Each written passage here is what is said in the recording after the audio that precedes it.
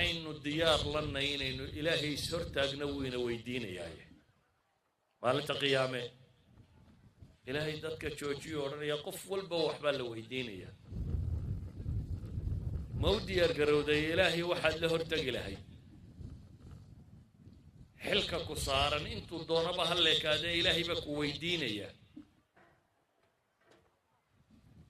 waxaa laga yaabaa dadku xilka adduunka inay eegaan ninka macallinka inuu israa xiisaddii ma dhigtay war xiisad maahae dadkan oo dhan aakhiraa ilaahay ku weydiinaya hortaada fadhiya aad subax walba kusoo kallahayso intaad ilaahay ku xidhay intaad rabbigood bartay intaad diin u sheegtay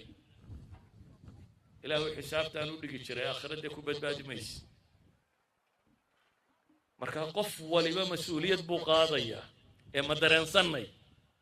haddaan dareensannahay oo ku tala jirno ilaahay subxaana wa tacaala inaan jawaab u diyaarsannay